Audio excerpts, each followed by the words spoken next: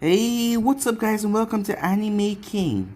And today I'm going to be giving you part 12 of What If Naruto Was the Same Age as Itachi. Remember to get this one to 300 likes as usual. Share this to all of your friends in your social media platform. And also guys, go ahead and check out the brand new episode of What If Naruto Had a Dream That Changed Everything on Anime King 2. And enjoy that guys. And I post a new episode on this channel, What If Naruto Was Given a Gift That Changed Everything. So go ahead and enjoy it as well guys. And remember, if you're new and this is the first time you hear my voice, and you enjoy the videos on both Anime King and Anime King 2, go ahead and click that red subscribe button and become part of the Anime King family. And thank you for all of your help and support. Remember to comment down below and tell me if you're new. I'll be replying talking back to all of you. So yeah, without further ado, what is to begin this new episode? Start the intro.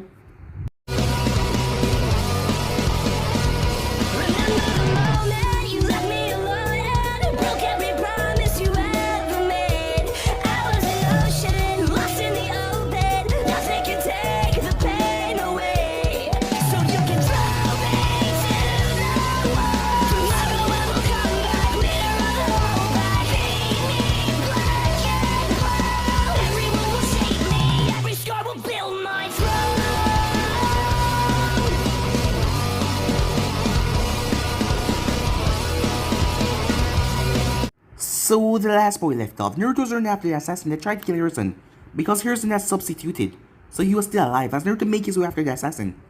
The person, who he saw from the chest, as he could tell that it was a female. She was gliding through the village.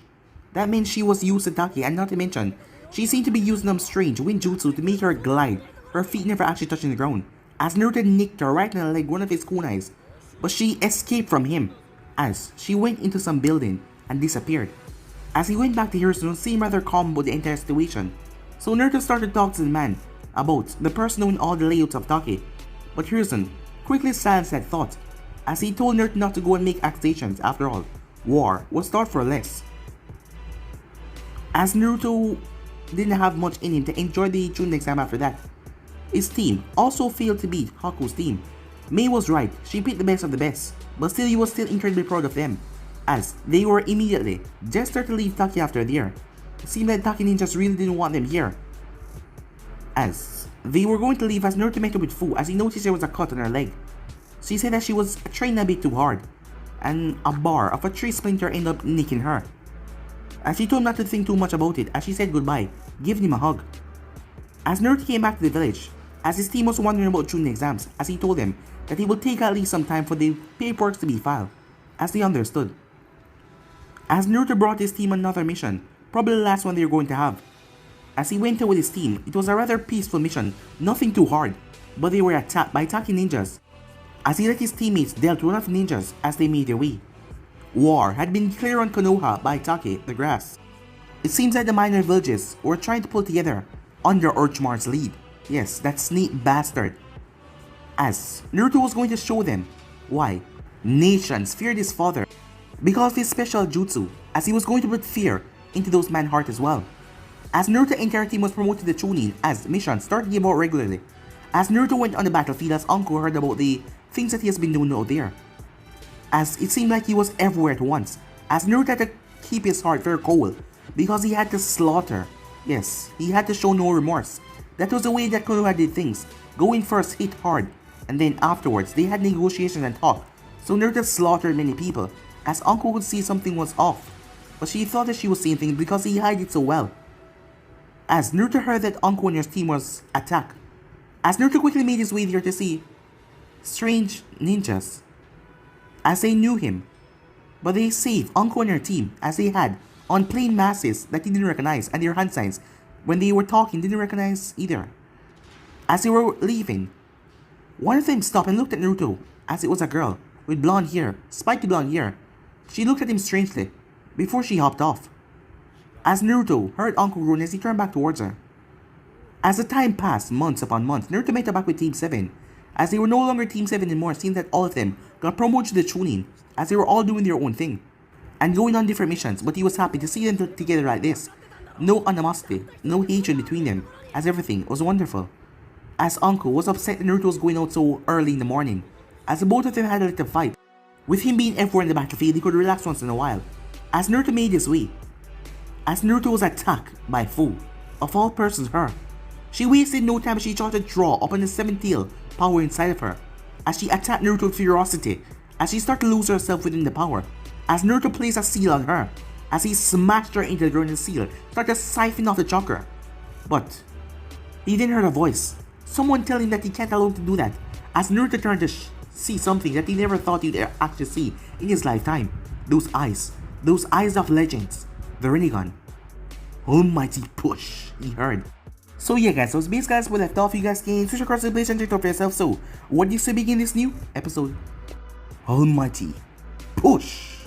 No hand signs were made, no build-up of chakra. The man simply uttered the words and the world commanded. An invisible force smashed into Naruto as it tossed him like a rag doll across the clearing, as he twisted himself in mid-air and landed. But by the time he looked around, the man had thrown him a distance away. He was just lucky not to have eaten any trees. Before he could dash back towards the man, a wall of paper came in front of him, stopping him in his tracks, as a blue-haired woman formed right in front of him.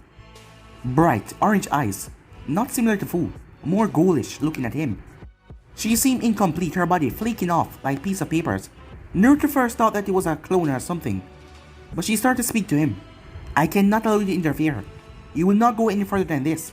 As a wall of paper started to encircle them, Naruto looked around. He then shrugged and placed his hands in his pockets.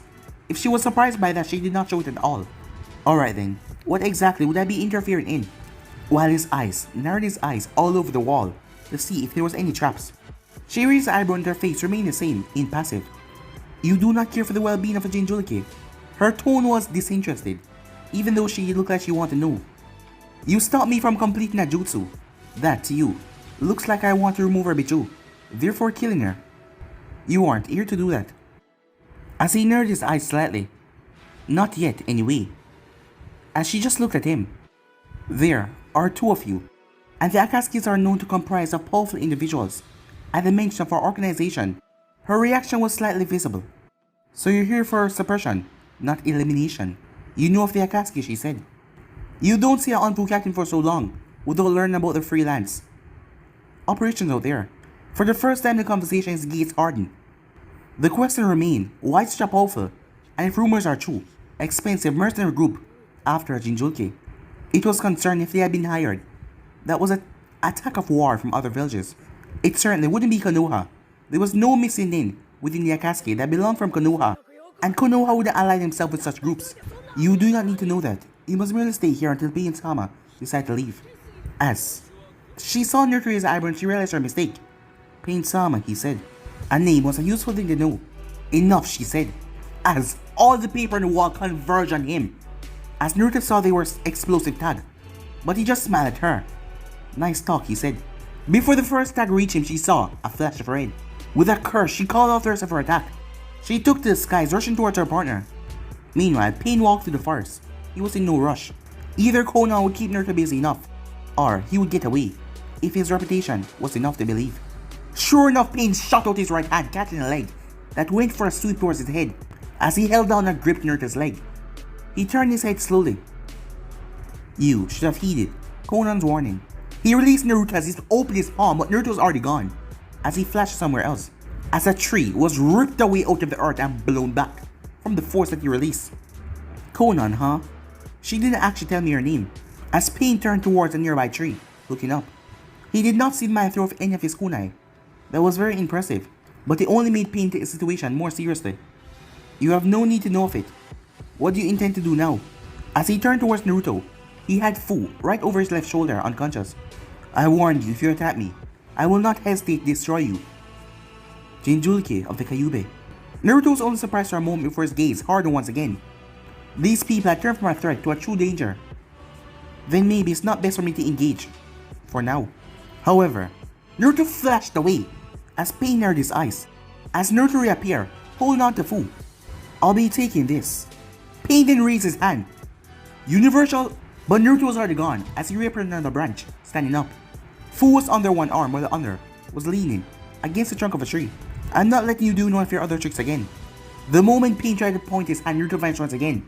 Don't think of this as a retreat though, said Naruto, as he vanished once more behind him. Think of this as me having better things to do. The tree that he was hiding was obliterated as he flashed away once again. Just to be irritated, Naruto appeared right in front of the man's face, looking directly at him. Bye, he said, as he was gone.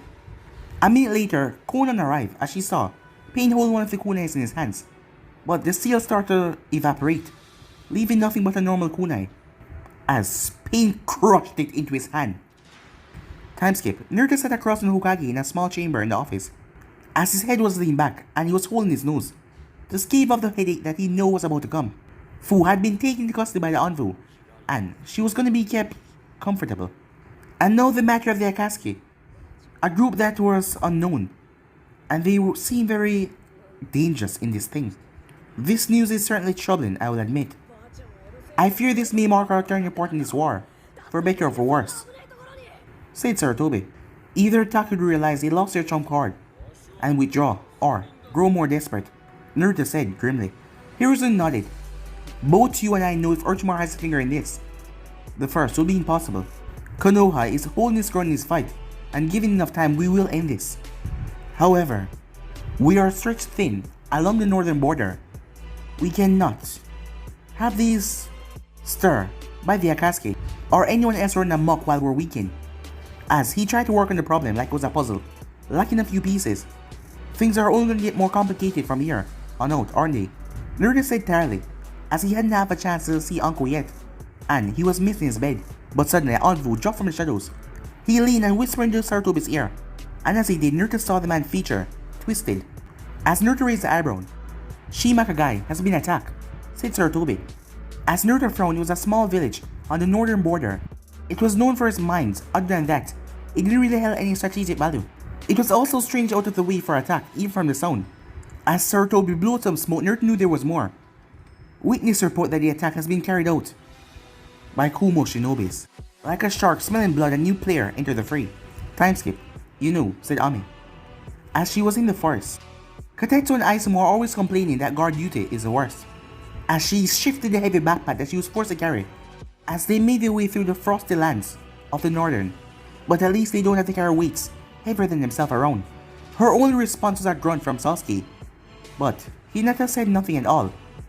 You know, it might not be so bad if you guys actually talk more than or silence, as she aimed a point to look at Hinata's back, knowing that with the girl Byakugan activation she could say it, but Hinata didn't even glance her way. I miss Sakura, at least she would talk to me. It sucked that she got shifted towards the main core. Stupid lack of medical ninjas. She grumbled as she kicked a hill of snow on missions with Sasuke and Hinata. It was better to be assigned some escorting statues across the country, because no matter what you do, it was like you were carrying statues around, silent, in each other's presence. They didn't talk. It made Ami thankful that she wasn't born in a dojutsu. Well, it was still an advantage that she usually called Sasuke out on. Perhaps if you simply stop whining and focus on the mission, it will pass quicker, said Hinata. Oh, so the princess does have a voice, said Ami. But Hinata continued to ignore her after saying that. A few moments of silence later, as Ami sighed, she started to hum. There was no tune or melody. She was just trying to be irritated. Sure enough, Hinata snapped towards her, the veins bulging under her eyes, giving her a menacing look. Stop that, she said, as Ami stuck out her tongue in a childlike manner. As Hinata turned towards Sasuke, the team leader in this mission, make her stop. As Sasuke grunted, rolling his eyes in a mix of exhaustion and amusement. He was used to Ami's antics, and he held no love for the Hyuga heirs, so they suited him just fine. If I could, I would have a long time ago. Ami quickly came around him and pressed her arm on his shoulder as she held on to him. Aw, I knew that you loved me, Sasuke-kun, she said, as she let go after a moment, but she didn't stop her cheeky smile, as Hinata was still looking at her. I prefer you when you were the useless dope, said Hinata. And I prefer you before your family stuck that massive stick up your ass. Hinata turned towards Sasuke, ignoring Ami once again. When did she become so crass? Blame our sensei, psycho girlfriend. As Ami wrapped her arm around Sasuke's neck once again, but this time, a bit tighter. What was that about Uncle Sensei? As Sasuke saw her finger twitching towards the sword towards her back. A single sweat started running on his forehead as he noticed similar grin on her lips. Damn, she has gotten it down. It was chilling. Hinata raised her hand though. Quiet, you two. We're approaching the camp. As Ami detached and slipped back towards the rear of the formation. The formation was redundant, but they stuck towards it. because with a Sharingan and a Byakugan user on the team, it was hard to get ambushed. Plus they were missing the usual 4th member to the squad, seeing that Konoha ranks were a stretch thing. In any case, it was just as simply delivered to the border. The backpacks they carried was filled to the brim with storage scrolls that contained food and new equipment. As Hinata got on edge quickly, Sasuke activated Sharingan. What is it? As they came to a stop just above the peak. The camp is too empty. I'm only detecting 4 chakra signatures, she whispered back. Her eyes then stopped as her gaze became murderous. Kumo Shinobis. They've slaughtered the camp. Ami gasped as Sasuke's expression became more thoughtful. He was the squad leader, as he had to be. The one in charge here, take charge and do what was right for his squad. Technically, the right option was to return to the village and gather information first, see what they can before returning. But there was a small problem. Hinata started to move forward, dashing towards the tree limbs as she headed towards the camp. Cursing, Sasuke raced forward as he motioned for Ami to follow him at a distance. As he grabbed Hinata's shoulder when he landed on the branch as she did. As she turned to glare towards him. What do you think you're doing, she says. He shrugged his hand off her shoulder. But he glared back at her, his Sharingan spinning. The 3 Tomos just glaring at her. What are you doing? You will give us all away. She scoffed and turned back to the camp, her Byakugan still activated. I wanted a better vantage point so I can read their lips. We need to find out what they're doing here. Sasuke grumbled, cursing to himself, before he nodded, reluctantly. He might as well make the most of the situation. What are they saying then, he asked. Nothing useful. I think they're the cleanup squad. The main force must be somewhere else by now. Can you tell what rank they are? If they were just a squad of Genin, they might be able to catch them. Even if they were Chunin, they would have a shot. But if there was a Jonin amongst them though, well, it was enough to say that Naruto had showed them the difference between ranks, which they could understood. I can't tell, their chakra level would indicate powerful Chunin, or... Her eyes widened. As she dived off the branch, so did Sasuke as he saw the 2 kunais rushing towards them. But the way they leaped, they were forced forward into the camp. Immediately, they were surrounded by 3 Kumo Shinobis, while alas, stay further away. He had his finger pressed to the ground and a look of concentration on his face.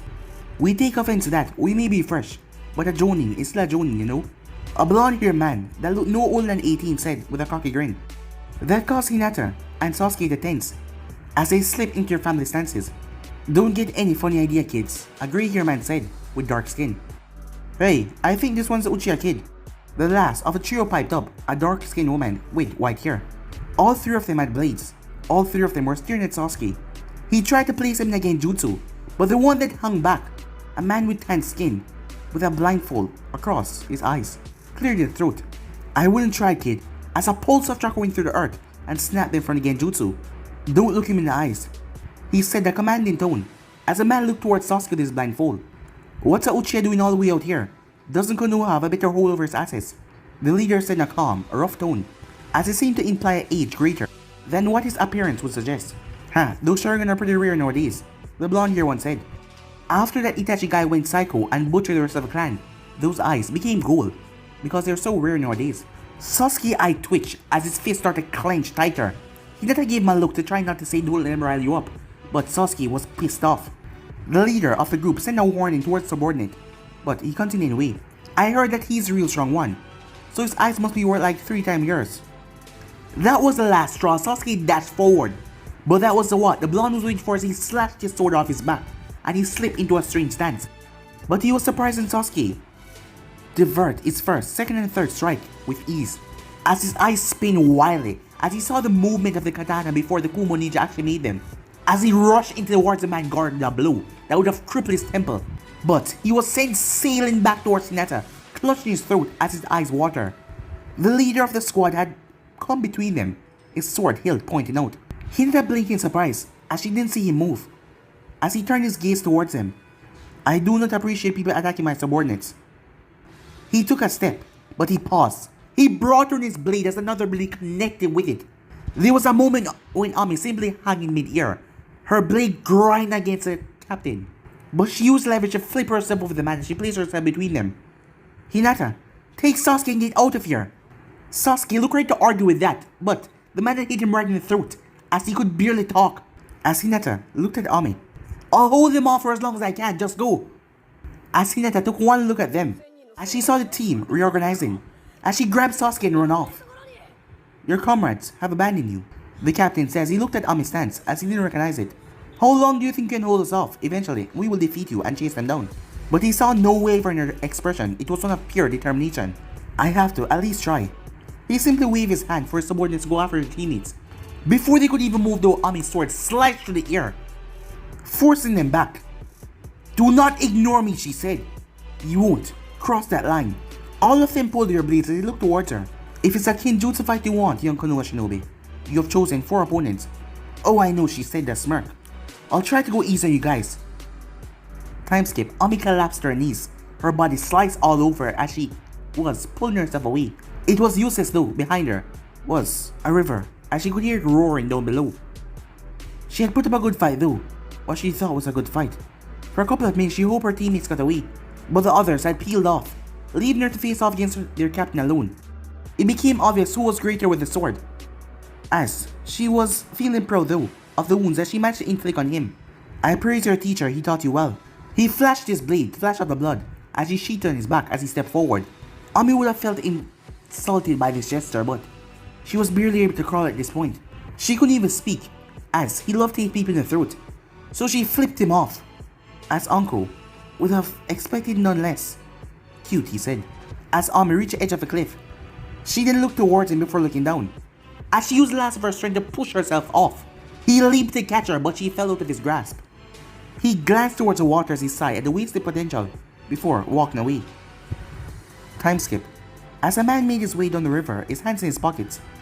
It was calming to walk down here. But he then saw something surprising.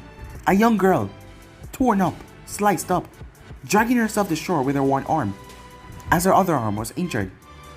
As it was surprising that she was still conscious. She flipped herself over as the man made his way towards her. As he made his way and looked over, she saw his face, a mass, as she saw a glint of red inside a single eye hole. She then passed out. Time skip as 2 cloaked figures made their way through a tunnel. So, come here often, one of them said in a joking tone. But he got no response from the other. I never realized Konoha was so easy to break into. Just a nice, quiet stroll to the passageway. Bit boring if you ask me. As he glanced towards the companion to see him just continue on stoically, as he knew that he was not one to just rise to his taunt like that. But the man then spoke. Exit tunnels like these are common for Anbu operatives, he said rather softly, for all of the villages. The larger man nodded as he grinned, as there was a row of sharpened teeth. I suppose you would know, but his partner remained silent as he continued on. You know, the larger one said, I thought you'd have a bit more to say, to coming home again. The smaller one grunted, his features not changing in the slightest. Konoha has not been my home for over 6 years now. This is simply a mission, he said rather coolly, no emotion seeping into his tone. That made his companion want to get under his skin even more. But he didn't stop, raising his hand. Stop, the exit's up ahead. We will have to be discreet from now on. The blue-skinned one grunted, as he expected his partner just want some quiet. With a subtle earth jutsu, they made their way through the tunnel, as they concealed themselves in the shadows on the streets. But the streets were empty, no activity, no shinobis were around.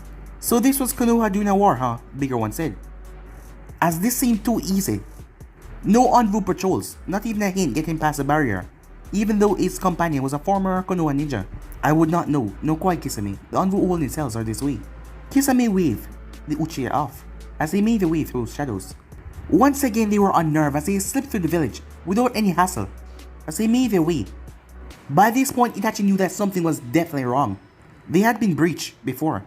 They should have to be deal with some lack of patrols by now, so what was going on? I had the foresight to send them away, a voice said. Itachi and Kisame tensed at that, but they didn't show it outwards. Itachi then turned. Naruto. Itachi said that acknowledged of his head, just tilting just a bit. Like they were old friends and they haven't seen each other in a while. Wouldn't want to get some poor Anbu involved in the big boy games after all. Said Naruto like he didn't even heard Itachi call his name. And he also seemed rather bored, facing down 2 powerful Newtonins like this. So you're the famous second coming of the Flash, huh? Kisame said with a smirk. I thought that you would be bigger. Maybe a little bloodier. The nickname doesn't quite fit. As Kisame looked towards Naruto, not even looking at Itachi who already activated Sharingan. Kisame. The Jinchuriki is not here, is she? Said Itachi. She's safe. As Naruto stepped further out of the darkness. Meanwhile, so, You're a Jinjulke, huh? Said Uncle, as she looked at the girl in front of her that was sitting on the couch. Feet and hand were bound, and there was a choker suppressant seal around her neck. So all she could do was glare at Uncle. I heard you met Naruto during the exams. As Uncle feel awkward to play host to a woman who tried to kill her boyfriend a few days ago. Yet supposedly was a good friend of his. He just come and dump her on the couch, telling her to watch over her until he got back, but didn't tell her why. Fu merely continued her glare. Wanna play cards? Uncle asked. Fu looked under her hands that were bound before glaring back at Uncle. Right, no hands. As the two of them go into a silence. So you're a Jinjulke, Uncle said, once again. Meanwhile, I won't let the Akatsuki have her, so this is as far as you go. He didn't even flick his wrist or anything, but a 3-point kunai appeared in his hand, faster than he could blink. Well, Kisame was cut off as he was grabbed by Itachi by the collar and pulled back. A kunai sliced him where his throat was. There was a moment of stillness as Itachi burst into crows as Naruto vanished in a red flash. I see, you're fast as ever, Naruto, said Itachi as he looked around trying to pick out the points of Naruto's marks. You're still a fan of illusion, I see. Kisame rubbed at his neck as he pulled Samehata off his back. You know of the Akatsuki, said Itachi, trying to buy some time with the conversation, trying to find a way out of this. Jerry decided to fill me in when he felt I was ready to know, as he saw Naruto standing there like he was not doing anything. It was a bluff though, as Itachi knew it. That does sound like the Toad Sage. As Itachi thought about every exit that would be best to leave Konoha, the options were slim though that Itachi saw that Naruto mastered his father's technique. They were very slim. Yeah, and he also told me what he knew of Akatsuki's current lineup, which is why I know that pain. Kisame was surprised that Naruto knew their leader, but Itachi seemed calm. Would send you to retrieve Fu, said Naruto, as Naruto's eyes darkened as a pressure settled down in the corner. Nobody knew the village better after all. The pressure from the bloodlust that Naruto was releasing was nothing to them. They were S-rank after all, but Naruto's body was shaking with barely controlled rage. Kisame, we should retreat. We're in a bad position here, Itachi said quiet as he flashed through hand signs, as he fired off a grand fireball that rushed down the corridor towards Naruto. But Naruto simply flashed and reappeared back. Retreat? Kisame said as he seemed hurt by the comment. I'm hurt, you think me so inadequate, Itachi-san. The sword then exploded his bandages as it started to dance around wildly. I've always wanted a crack at his head, especially since I heard he took Kushimaru's head. It will be a good test to face the bloody flash. Kisame then rushed down the hall, ignoring Itachi, as he sweet Samehata that ripped through the wall and tore through the floor, a bit out of your comfort. Huh, Kisame, said Naruto. Kisame smirked as Naruto was standing directly on top of his sword, as Naruto flipped and vanished, dodging kunais and the spikes from Samehata. Kisame grinned only widened as he slammed his blade on the floor. Cocky, aren't we, kid, said Kisame, as he seemed calmer, as he knew that this boy was a rather dangerous opponent, as Naruto did not look him in the eye, or Itachi, as it was one place Naruto knew he couldn't cast his genjutsu. As Naruto was able to react to him quite well, especially with the high restraint and his reflex. It was a version of what Guy did when fighting off against Sharingan, only as much as I need to be, said Naruto, as both Itachi and Kisame speed through hand signs at the same time. As Itachi's technique was first, water release, water fang bullet, as the water spiraled up, smashing through the ceiling. Kisame didn't finish his technique as he drew in a massive breath, as he paused as a snake seal. He didn't even call out the name of technique, he just fired out a glob of water that rushed down the corridor towards Naruto. A few moments later, Naruto flashed on the roof, as he shook out his wet hair. This was why he hated Kira. He hated wet. He hated to be wet when on a mission, especially in his clothes. As he surveyed the place, the water was pressured down, so the street was not destroyed. He pulled that scroll and wiped some blood on it as he threw it right in the water. Everything started to drain away like Naruto pulled some invisible plug. Didn't you like my redecorating? Asked Kisame. As Kisame didn't get Naruto to respond as he shot forward. But Naruto's body exploded as Itachi watched the technique that he taught Naruto. He probably shot one in partner, but it seemed unnecessary as Kisame jumped back, only a big singe, as he merely assumed that Samehata had absorbed too much of clone chakra, do much damage. Damn, your friend is pissing me off, Itachi. As Naruto beat him to it as he appeared on the roof, completely dry. That traitor is no friend of mine, Sushi Rule, as they did not see the twitching at their eyes. Now move aside, I do not feel like dicing you up today. As his eyes drifted towards Itachi, not meeting his gaze. I was trying to have a nice reunion here with a former teammate. Kisame chuckled darkly as he became serious. Oh yeah. This one is mine, Itachi. I don't care what history you have. I hope you don't mind I made the blood flash. Live up to his moniker, do you? He simply released his breath, knowing that Kisame would stop whatever he say. As he looked around, as he was suspicious now, because no reinforcement has arrived yet. That was really strange. They were near the boundaries of the village, sure, but still strange. Naruto wouldn't be near enough to take the both of them on. Kisame, be cautious. But the man jumped forward and swings Samihata with all of his might. As Naruto parried the blade with his own tanto, Itachi recognized it. It was the same one that Naruto used in Anfu. He couldn't even remember what he did with his, as Naruto seemed to struggle under the man's unusual bulky strength, but the blade did not touch him. Well, you're stronger than Zabuza, that's for sure. As he then vanished in a red flash. Kisame stumped over, but he swung his sword once around as he blocked the projectile.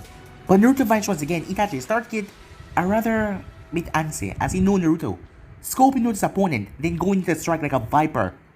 Hardly a compliment, kid. I could beat that muscle-up idiot with one arm, Kisame said with a smirk, as he looked around to try and find him. Move, Itachi said. Kisame jumped back as a sword sliced his throat once again where he was, as Naruto reappeared in a red flash. Not too fast though, are you? Naruto says he flashed off once again. Kushimaru was more of a challenge than you, at least as he appeared behind Kisame. As Kisame swings Samihata once again, but Naruto flashed appear right on it and smashed his feet in Kisame's face. Could sort of keep up, said Naruto. Kisame growled angrily as he went through hand sign, but all of his water had been taken away. Don't get riled up, Kisame, said Itachi, as he knew how good the redhead was at getting under people's skin. It was the main reason why Shisui lost a lot of spars against him. Kisame took a deep breath as he took Itachi's advice, as he scouted out his surroundings. As he released his breath, looking around, trying to find where he had gone. What is he doing, Itachi? He called up as Itachi had the better perspective, especially with his Sharingan. As Itachi raised the eyebrow as he looked around, as he still wondered about the reinforcements. I thought you did not wish for me to interfere. Kisame grinned as he blocked Naruto Tanto once again. You know me so well, partner, he said, as he pushed back against Naruto blade, easily overpowering him. As Naruto flipped back. Might want to be careful there, said Naruto. He's been known to betray his partners. When the wind strikes, said Naruto, as he flashed down the street. Kisame didn't notice Samihata squirming. As he looked, there was a seal on it. As he made Samihata absorb the chakra from it. As it went away. Oh, you noticed. Shame you forgot. As a feet smashed into Kisame's face. As his head was jumbled. The one on your face, said Naruto. As Naruto moved in a blur. As he landed vicious strikes on Kisame's body. When he finally relinquished the assault, Kisame was very blue, and a whole lot are black. You're not looking so good there, Sushiro. Kisame tried to regain his bearings, as his eyes were fuzzy. He lashed out with Samihata, but Naruto flashed away as he was lazily resting against a wall. Maybe you should slow down. Kisame drive his blade and destroy a section of the wall, but Naruto's on the other side. Maybe slow down. Have a rest. Kisame leaped and brought the full force of Samihata down, but the sword smashed into the ground, nothing else. Hold still, you runt, or I'll give you something to dodge. He growled, his eyes twitching violently, as he spotted Naruto sitting on top of a building, his feet swinging over the ledge, playfully, as something snapped inside of him. I wouldn't do that. As Naruto dodged away, I'm warning you, as he waggled his finger like a parent might to a disappointed child. It's a bad idea. As he avoided Kisame's swing, like he was a Jonin, and Kisame was nothing but a small Genin. That's it, kid, screw subtlety, said Kisame, as he slammed his hands together. You call this subtle? Yeah, laugh it up. Enjoy your last moments. Water release, as Naruto looked at him. He warned him. Great water colliding wave, as an ocean of water spewed from his mouth, as it expanded, expanded. But as the thing beared on Naruto, he looked disappointed. I warned you, he said, as he raised a single hand sign. 4 tags, where he lurked Kisame, light up. Uzumaki style. 4. Pillar prison seal. A thick purple barrier spring around him in a purple cube. By the time he knew what was happening, it was already too late, and his technique filled up the cube. Unfortunate for him though, he didn't stop there. He had already filled up the chakra, and there was no stopping in technique. As Naruto watched from outside the barrier that he was maintaining, the water pressure in the cube crushed down, as Kisame's body was crushed mercilessly. Kisame smirked to himself as blood escaped his mouth, and his vision started to get blurry. He always knew his anger would get the best of him one day. As he glanced up to the rooftop, as he saw Itachi was no longer there, He simply sighed. Figures. As he saw nothing but black. Meanwhile, Itachi never looked back as he strode away from the village, hat on his head. But he paused that breeze, caught his robe. But he continued on. Sorry, Kisame. As he vanished into the trees. Sorry, Naruto. Back with Naruto as he was draining the water. As he was doing too slowly. Damn it. Did you manage to tag him? He asked. As someone slipped out of the shadows. Sorry, Naruto. He realized something when I got too close. Komaki apologized nervously. It had been her job to sneak up on Itachi and stick him with the same tracker that Naruto placed on Gurren. Konoha needed to know that Akatsuki was a base, even if he was going to set aside his personal feelings for his former friend. But getting past Itachi's gaze was hard. Every time she got close, it felt like those swirling eyes were locked on her. It's alright, it's a long shot to begin with, he said. I'll just finish up here and go report to Hiruzen as the Envoy winner bore mask arrive. Namikaze-san, I have some news. As Naruto raised his eyebrow as he was still focused on the barrier. It's about the Chunin team we sent to the border. Your former squad. The Hokage thought it best for you to know. Time skip. Ami heard a groan. She snapped her eyes open but she instantly regretted as the light pierced her eyes. She took a moment as the vision was rather blurry. As she propped herself up on her elbow as her body was in pain. As she was in some sort of cave. As she noticed a man with a campfire there. Ami shrieked when she saw his face. It looked more like a demon than any kind of man that she knew, with a stretched grin and an evil winking eye.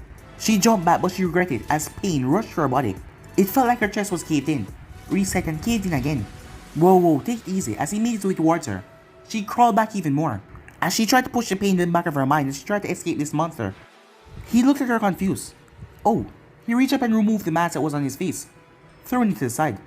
Oh, sorry about that. Sometimes I forget I'm even wearing it. As she saw him, black hair. It looked like he has been growing for a while, as he tumbled down across his eyes. It was really tall. Looked like he has been growing for some years now, as he chuckled and rubbed the back of his head. Like Naruto. Don't worry about the mask, it's just something I wear to scare the locals off. Sometimes a bit too effective. I like my privacy, much as next guy, but... Oh, sorry, are you okay? He asked. I found you washed up on the beach, pretty banged up. I wrapped you up the best I could, but medical stuff was never my strong suit. As Ami noticed fear of her wounds were wrapped up. Thank you, she said. Hearing her hoarse voice, he made his way and he got a floss of water for her and gave to her. She drank it. As she noticed a neat sack of her clothes off to one side, as she realized she was changed into new clothing. Noticing her look, he turned really red. I didn't look, I promise, he said.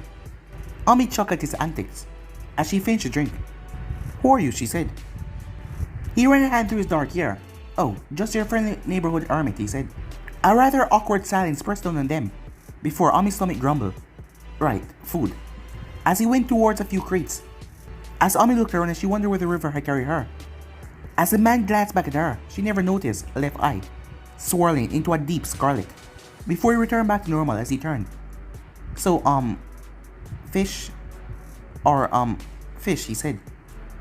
Time skip. Ami couldn't eat much, but he was down in the fish like there was no tomorrow.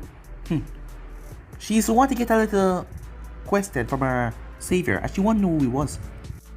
His long, unruly hair made her couldn't tell his age well, but she could tell that he was at least 5 or 6 years older than her. He was handsome, and he looked like Sasuke. Well, not on a personal matter, but just his appearance, as she imagined Sasuke with long hair, as it made her laugh. He was dressed rather plainly, and all of his clothes were heavily worn and patched. But she supposed hermits didn't go clothes shopping. She thought that hermits were supposed to be old, antisocial people with too much grudges against the world, and complain a lot. But he seemed young and rather carefree. There was that energy to his movements, and Ami could feel the chakra inside of him. It was powerful. And the only thing she could compare this chakra to was her sensei. So, he said, what's going on in the world? Seeing her blank look, he elaborated as he scratched the back of his head. Just like Naruto sensei. Well, I mean, not a lot of news reaches part of the world, he said. Especially around my neck of the woods, he said that smirk. As he laughed, as Ami stared at him blankly. Oh, that would be funny if you know that we were in the woods. But Ami didn't even smile, as he grumbled to himself. Nobody appreciates good comedy anymore. Is that why you became a hermit, to own your comedy? Amongst other things. Now come on, a little bit of news is a thing you can do for helping you, right? She sighed. Well, I suppose you mean aside from the war. He raised an eyebrow. What? You don't even know about the war, she said. I don't think you understand how far we are to nowhere, kid. Ami pouted at being called a kid before she sobered up. That's another thing. Where are we? As he pulled out a map. But not just any map. Hey, that's mine. Shh, he said, as he pointed towards the position of the river that she drifted down. Just about around here, more or less. She was surprised she drifted nearly half a kilometer away from the cliffs, but more importantly, from her teammates. She could only hope that she bought them enough time to get away. So tell me about this war. I assume that Konoha is involved. Ami, tense up. Whoa, calm down. I saw your headband. As he was holding the headband in his hand, as Ami snatched away from him. Stop stealing my stuff, she said. As a hermit, I prefer borrowed. Hoping you wouldn't notice it was gone. It made me come off a bit better, right? That's stealing, she said.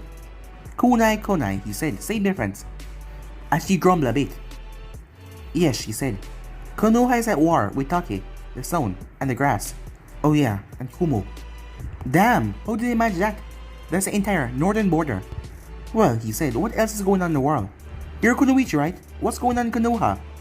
What does it matter to you? Ami asked. I get curious about you shinobi types, you know. A lot of shinobis fly around about you guys. What about teammates, Sensei? Must have been someone good for you to survive the injuries you have. Of course, Naruto Sensei is awesome. He's gonna be next Hokage, she said. As it was a heat of... well, just a reaction when someone asked her who her teacher was. The man's eyes widened as she did not notice. He has a team, the man muttered. Ami looked at him curiously and suspicious. As he shook out of it, you mean Naruto Namikaze has a team? Even out here, we got a lot of stories from that guy. I mean, he didn't really seem the type. Ami took a bite from her fish. As she grimaced, it went cold. Right, so what exactly do you hear about Naruto Sensei, she asked, really curious. Oh, you know, the usual stuff. Fastest man alive, deeds, amazing powers and all that. As he shrugged and leaned across the wall. Yeah, us shinobi type, she said, as she finished off her fish. At least it was tasty. Anyway, I should get going, she said. Right, your teammates must be worried.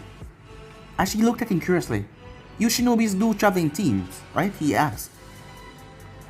As she started to walk away, she looked towards him. His eye flashed red. Before returning back to normal, as she played it off as just a fire. See ya, kid, come back in time, my cave is always open. There was a pause as he started to laugh, get it? Because it doesn't have a door. Ami shook her head as she walked off. But as she was thinking, he was able to read her map. It was set in a way only shinobis could decipher it. Then he used both pronunciation of kunais. Civilians did not do that, not the one that she knew of. But the way he moved, precise. And she realized she didn't get his name. Why did she not get his name? But she needed to get back as she made her way. She glanced. What the hell? She couldn't see the cave again. But she just took a few steps out of it, right?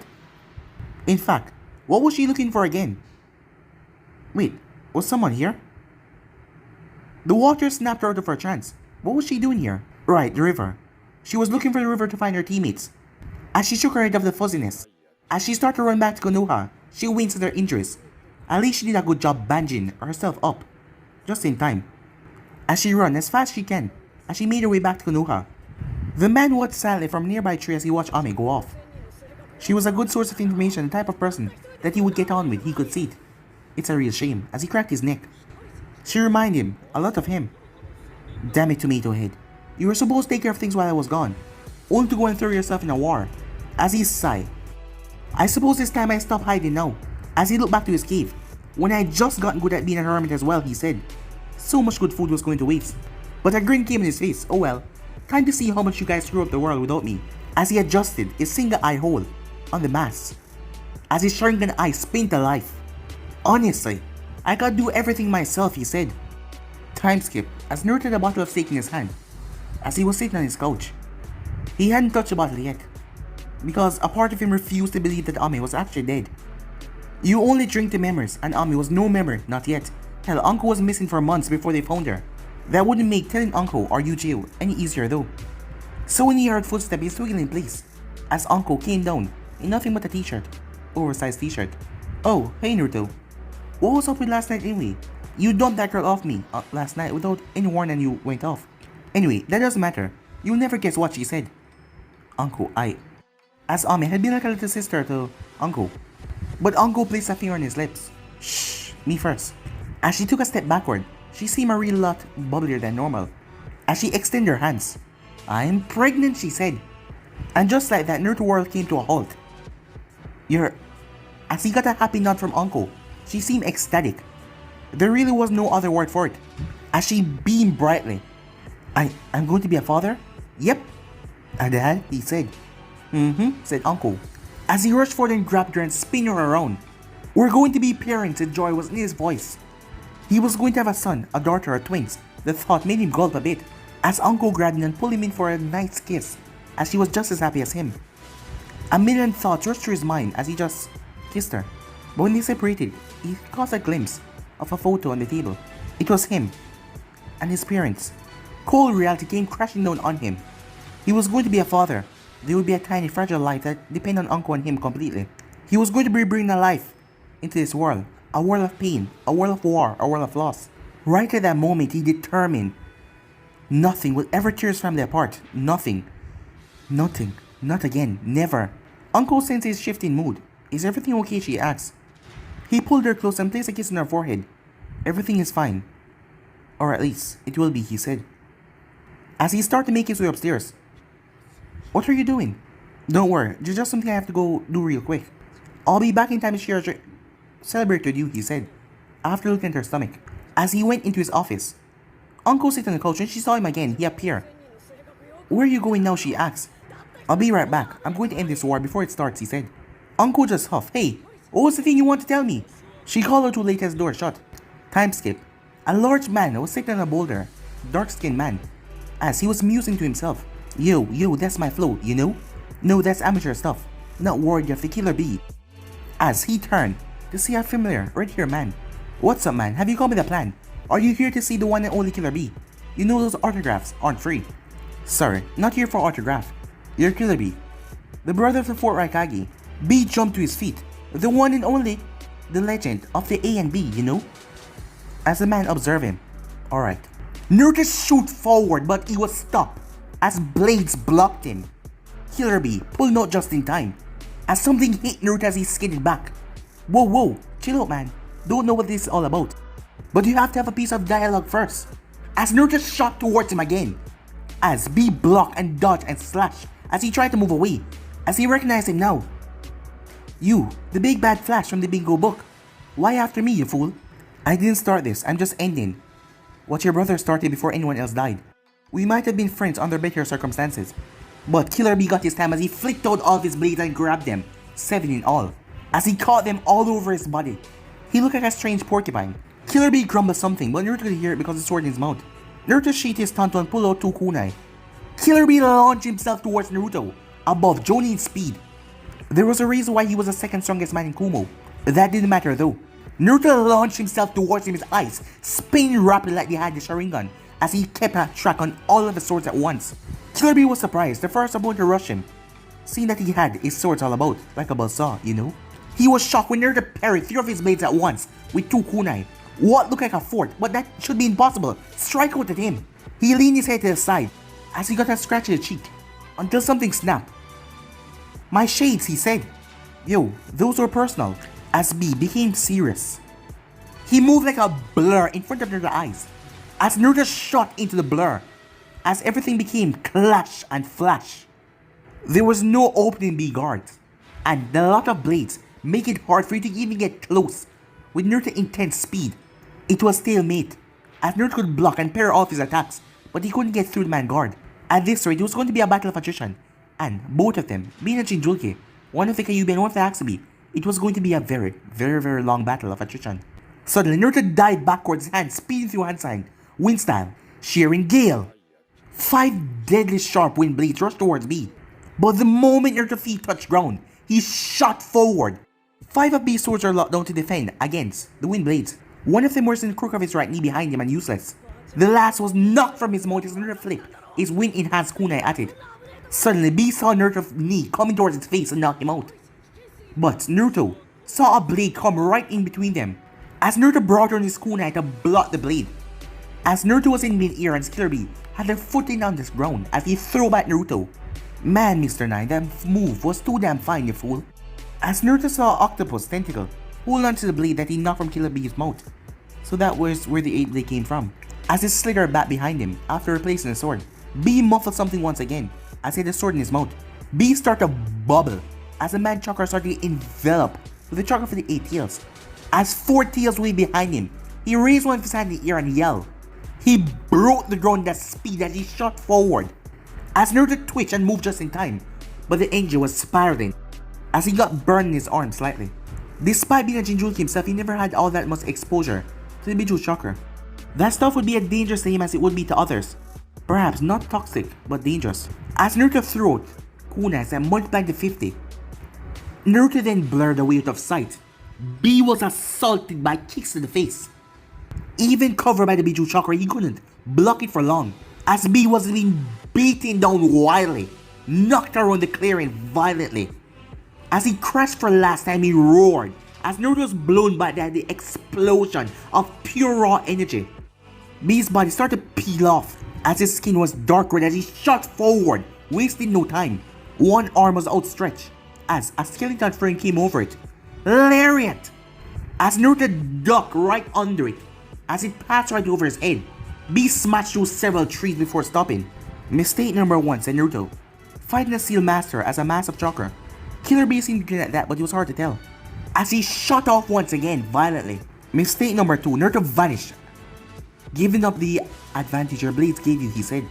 And mistake number 3, as B rushed towards him, thinking this clone was actually me. Boom! His body exploded violently as smoke was sent high up in the sky as trees were tearing out of the ground. Earth was ripped apart as Naruto did not hold back. Time skip. Marui was having a boring day as he was guarding the Kumo camps. Nothing special going on. But he then saw something. As he looked up, he saw someone standing there. A man that is climbing his way up in the bingo book to the flea on site order. All the Kumo shinobis paused as he saw who was under his arm, someone bruised and bloody. Naruto threw Killer B down on the ground as he slammed a foot on his back, placing a tongue at his throat. One of you, go message your Raikage. Tell him the 5th Hokage wants to talk to him, said Naruto. But guys, be and subscribe right here. If you want the next part of this turn to do, like, subscribe, comment down below, turn on bell notifications stay posted, and remember share to all of your friends in your social media platform. And also guys, go ahead and check out the brand new episode of What If Naruto was given a gift that will change everything on this channel, and enjoy that guys. And over on Anime King 2, I post a new episode of What If Naruto had a new dream that will change everything for him. So go ahead and enjoy it as well guys. And remember, if you're new and this is the first time hearing my voice, and you enjoy the videos on both Anime King and Anime King 2, go ahead and click that red subscribe button and become part of the Anime King family. And thank you for all of your help and support. Remember to comment down below and tell me if you're new, I'll be planning talking about to all of you. So yeah, without further ado, I'm off for now. See you guys soon. Peace.